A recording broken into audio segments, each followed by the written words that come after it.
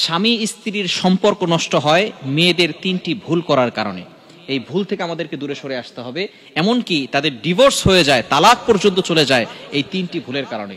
এই ভুল থেকে নারীদেরকে দূরে সরে আসতে হবে। নাম্বার ওয়ান, এক নাম্বার হচ্ছে নারীদের অতিরিক্ত জেদ। অতিরিক্ত জেদ যে সমস্ত নারীদের রয়েছে তারা কিন্তু স্বামীর সাথে ভালো ব্যবহার করে না, স্বামীর সাথে অতিরিক্ত জেদ দেখায়, অতিরিক্ত রাগ করে। খবরদার, আপনার স্বামীর সাথে অতিরিক্ত রাগ দেখাবেন না। নবীজি সাল্লাল্লাহু আলাইহি ওয়াসাল্লাম এটাকে নিষেধ করে দিয়েছেন। কোন স্ত্রী যদি জানতো তার স্বামীকে কতটুকু ব্যবহার করতে হবে, তার সাথে কতটুকু ভালো ব্যবহার করতে হবে, তাহলে কোনোদিন কোনো স্ত্রী তার মুখ তুলে স্বামীর সাথে কথা বলতো না, এতটা ভদ্রতার সাথে কথা বলতো। নবীজি সাল্লাল্লাহু আলাইহি ওয়াসাল্লাম জানিয়ে দিয়েছেন আল্লাহ ছাড়া কাউকে সেজদা দেওয়া জায়েজ নাই। যদি জায়েজ থাকতো স্ত্রী তার স্বামীকে সেজদা করত। যেহেতু আল্লাহ তাআলা ছাড়া কাউকে সেজদা করা জায়েজ নাই, এই জন্য স্বামীকে সেজদা দিবে না।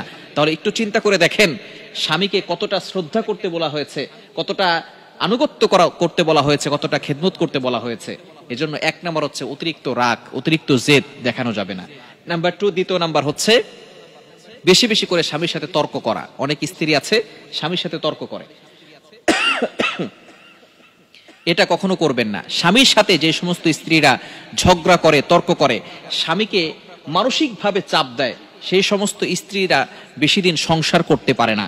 নবীজি সাল্লাল্লাহু আলাইহি ওয়াসাল্লাম এই বিষয়ে সতর্ক করে দিয়েছেন, আপনার স্বামীকে মানসিক চাপ দিবেন না। আপনার স্বামী আপনার কাছে হচ্ছে মূল পরিচয়। আপনার স্বামী যদি না থাকে তাহলে আপনি বুঝবেন দুনিয়াটা কতটা কষ্টের হয়। যে সমস্ত নারীদের স্বামী নাই, ডিভোর্স হয়ে গেছে, তালাক হয়ে গেছে, মাঝে মধ্যে তাদের কাছে যাবেন, তাদের সাথে কথা বলবেন, তখন তাদের মুখ থেকে শুনবেন দুনিয়াটা তাদের কাছে কতটা বোঝা হয়ে গেছে। সে তার বাবা মার কাছে পর্যন্ত বোঝা হয়ে যায়।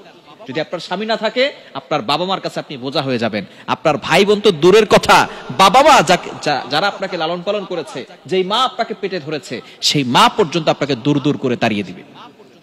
আমাদের কাছে ফোন দিয়ে এক মেয়ে কিছুদিন আগে বলতেছে যে হুজুর, আমার মা, যেই মা আমার সংসার নষ্ট করে দিয়েছে, সেই মা এখন আমাকে ঘর থেকে বের করে দিচ্ছে। সুতরাং কেউ আপনাকে পরিচয় দিতে চাইবে না। সুতরাং আপনার স্বামী হচ্ছে আপনার মূল পরিচয়। এজন্য স্বামীর সাথে তর্কে জড়াবেন না।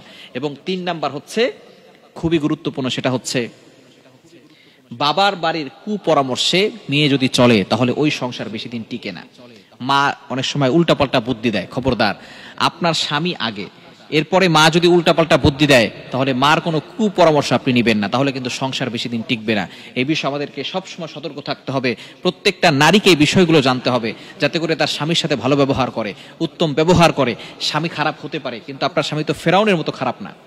আপনার স্বামী ফেরাউনের মতো খারাপ না। ফেরাউনের সাথে হযরতে আসিয়া তিনি থেকে দুনিয়া থেকে এই জান্নাত পেয়ে তারপরে গিয়েছেন। সুতরাং আপনার স্বামীর জন্য আপনি দোয়া করেন। আপনি নামাজ পড়েন না, আপনি রাতের বেলা উঠে তাহাজ্জুদের নামাজ পড়েন না, আপনি 5 ওয়াক্ত নামাজ পড়েন, তাহাজ্জুদের নামাজ পড়েন, আপনার স্বামীর জন্য দোয়া করেন। দোয়া কিন্তু অনেক বড় অস্ত্র। আপনার স্বামী খারাপ হলেও আপনার দোয়ার বদৌলতে আল্লাহ তাআলা আপনার স্বামীকে ভালো করে দিতে পারেন। সুতরাং এই তিনটি মেয়েদের ভুলের কারণে কিন্তু ডিভোর্স হয়, এগুলো থেকে আমাদেরকে দূরে সরে আসতে হবে।